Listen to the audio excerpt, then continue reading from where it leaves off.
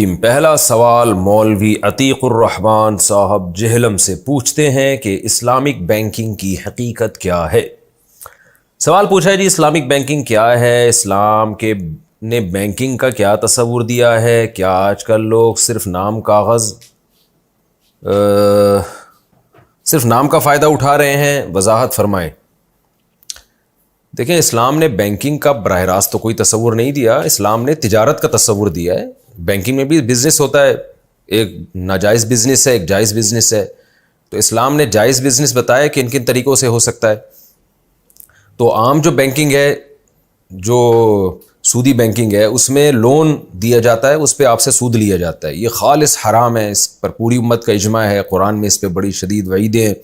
یا ایھا الذین آمنوا اتقوا اللہ وذروا ما بقی من الربا، اللہ سے ڈرو اور سودی لین دین کو چھوڑ دو، جو سود باقی ہے اس کو چھوڑ دو۔ فَإِن لَمْ تَفْعَلُوا فَأَذَنُوا بِحَرْبٍ مِّنَ اللَّهِ وَرَسُولِهِ، اگر تم نہیں کرتے تو اللہ اس کے رسول کا تمہارے خلاف اعلان جنگ ہے۔ اسی طرح قرآن میں آتا ہے الَّذِينَ يَأْكُلُونَ الرِّبَا لَا يَقُومُونَ إِلَّا كَمَا يَقُومُ الَّذِي يَتَخَبَّطُهُ الشَّيْطَانُ مِنَ الْمَسِّ، جو سود کھاتے ہیں قیامت کے دن ایسے اٹھیں گے جیسے جن نے کسی کو مدہوش کر دیا ہو نا، بوکھلاہٹ، عذاب ایسا سخت ہوگا، بوکھلائے ہوئے ہوں گے اس عذاب میں۔ تو کیونکہ پوری دنیا میں بینکنگ سود ہی کی بیس پر ہے، تو اس لیے پاکستان میں اس پر آواز اٹھائی گئی بہت زیادہ، ویسے تو دنیا بھر میں آواز اٹھائی گئی، لیکن یہاں جو بر صغیر کے علماء ہیں انہوں نے بینکنگ کا متبادل پیش کیا، اور اس میں یہاں کے علماء کی بہت بڑی خدمات ہیں، جن میں بنوری ٹاؤن کے علامہ یوسف بنوری رحمۃ اللہ علیہ، اور حضرت مفتی محمد شفیع رحمہ اللہ تعالی جو مفتی اعظم پاکستان تھے، اور مفتی رشید احمد صاحب رحمہ اللہ تعالی جو ہمارے شیخ و مرشد تھے، جامعۃ الرشید کے بانی تھے۔ ان کے علاوہ حضرت مفتی تقی عثمانی صاحب اور مفتی رفیع عثمانی صاحب، ان جیسے بڑے بڑے علاموں نے ایک نظام وضع کیا متبادل۔ حضرت مفتی رشید احمد صاحب کی کتاب جو احسن الفتاوی ہے، اس میں وہ پورا متبادل آلٹرنیٹ کہ سودی بینکنگ کے خلاف اسلامک بینکنگ کے کیا اصول ہوں گے وہ پیش کیا ہے، تو اس کا بھی مطالعہ اہل علم حضرات کر سکتے ہیں۔ ان اصولوں کی روشنی میں اور بھی دنیا بھر کے علماء اس میں شامل ہوتے رہے، عرب علماء کا بھی بہت بڑا کردار ہے اس میں۔ پھر تو جب یہ کام بین الاقوامی سطح پہ پھیلا ہے تو المعایر کے نام سے پوری دنیا کے علماء جو بڑے بڑے مستند علماء تھے، خاص طور پر خرید و فروخت کے مسائل میں وہ بہت ماہر سمجھے جاتے تھے، عربی میں پھر ان کے پوری معایر کے نام سے کتابیں ہیں، اور معایر کا مطلب کون سے اصول اور کون سے ضابطے ہیں جن پر اسلامی تجارت ہوگی۔ پھر ان المعایر الشرعیہ میں صرف بینکنگ نہیں ہے، بینکنگ کے علاوہ بھی دنیا میں جتنے بھی عقود ہو رہے ہیں ان سب پہ بحث ہوئی ہے، اور بڑے زبردست شاندار معایر تیار ہوئے، جو جتنی بھی کتب اور کتب خانے اور لائبریریز ہیں ان میں سب میں وہ عربی میں بھی ہیں، انگلش میں بھی موجود ہیں۔ تو بینکنگ ہو یا اور جتنے مالیاتی اداروں سے متعلق یا مالیاتی معاملات سے متعلق معاملات ہیں، ان وہ سب انہی اصولوں پہ ہوتے ہیں۔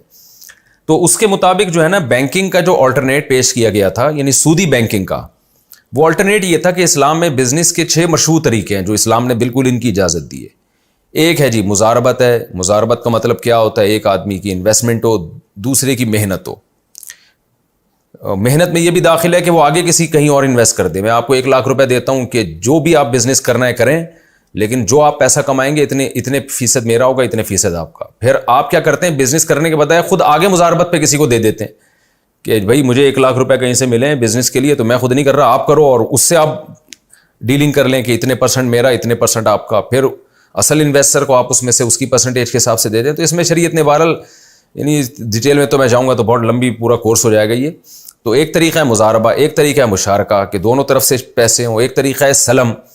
سلم کا مطلب کیا ہے؟ آپ پہلے پیسہ لے لیتے ہیں خریدار سے اور مستقبل کی بے کرتے ہیں۔ فیوچر کی بے جائز نہیں ہے، لیکن سلم میں جائز ہے، اس کی اپنی شرائط ہیں۔ تو بے سلم ہے، پھر مرابحہ ہے، ایک چیز آپ کیش پہ اٹھا کے قسطوں پہ مہنگی کر کے بیچ دیتے ہیں۔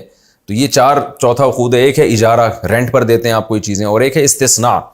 استثناء کا مطلب ہوتا ہے آرڈر پہ کوئی چیز بنوانا، تو کوئی پروجیکٹ آپ بنا کے لوگوں کو دیتے ہیں۔ تو یہ 6 عقود ہیں جن پہ اسلامک بینکنگ گردش کر رہی ہے۔ تو علماء نے یہ 6 عقود بینکوں کو بنا کے دیے تھے کہ بھئی آپ اس پہ تجارت کریں۔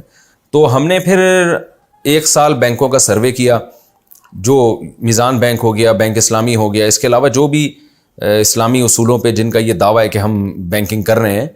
تو ہم نے پھر کیا کیا کہ حضرت مفتی تقی عثمانی صاحب نے جب اس کے جائز ہونے کا فتویٰ دیا، دارالعلوم کرنگی کے بڑے حضرات نے، تو جامعۃ الرشید میں پھر اس پر پہلے تو ہم یہ کہتے تھے کہ بھائی کئی سال تک ہم یہ فتویٰ دیتے رہے کہ حضرت مفتی تقی عثمانی صاحب کی اس پہ تحقیق ہے، ہماری تحقیق نہیں ہے، تو آپ اس پر جس کو ان کی تحقیق پر اعتماد ہے وہ عمل کر سکتا ہے۔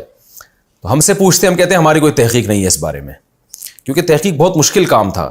وہ جو اصول اور ضابطے علماء نے تیار کیے تھے وہ تو تحقیق کے بعد تیار کیے تھے، اصل میں دیکھنا یہ تھا امپلیمنٹ بھی ہے یا نہیں ہے۔ ایسا تو نہیں ہے کہ یہ بینک ٹوپیاں کرا رہے ہیں اور صرف کاغذ کی حد تک تو عقود ہو رہے ہیں، حقیقت میں نہیں ہو رہے، دکان ادھر سے پکڑو ادھر سے پکڑو، یہ والا معاملہ تو نہیں ہو رہا کہیں۔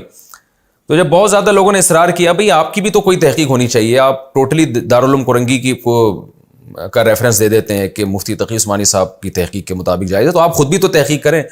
تو پھر 1 سال ہم نے تحقیق کی اور جامعۃ الرشید نے اس علماء کی کمیٹی بنائی جس میں بندہ بھی شامل تھا، تو 5 یا 6 علماء تھے جن کا کام یہ تھا کہ 1 سال انہوں نے صرف اسلامک بینکنگ کو پڑھنا ہے اور بینکوں کا سروے بھی کرنا ہے، دیکھنا بھی ہے کہ اندر ہو کیا رہا ہے، عملی طور پر یہ سسٹم جو علماء نے بنا کے دیا ہے یہ نافذ بھی ہے یا نہیں ہے، اور اس کے بارے میں جو اعتراضات اٹھتے ہیں، بعض اعتراضات علماء کی طرف سے تھے، بعض عوام کی طرف سے تھے، تو ان اعتراضات کا بھی جائزہ لینا ہے کہ یہ اعتراضات واقعی ہیں بھی یا نہیں ہیں، اگر ہیں تو ان کے جواب کیا ہیں۔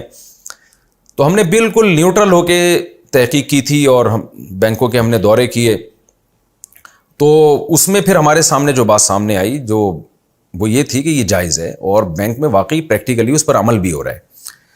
اس میں بہت سارے اعتراضات جو اہل علم حضرات کی طرف سے کیے جاتے تھے، وہ تو کچھ اعتراضات تو ایسے تھے جو حقیقت سے ناواقف ہونے کی وجہ سے تھے، وہ یہ سمجھ رہے تھے کہ ایسا ہو رہا ہے حالانکہ ایسا ہو ہی نہیں رہا تھا، اور کچھ اعتراضات ایسے تھے جن کے معقول جواب علمی انداز میں موجود تھے۔ تو خیر جامعۃ الرشید نے اس پہ ایک تحریر شائع کر دی اور جائز ہونے کا فتویٰ دیا۔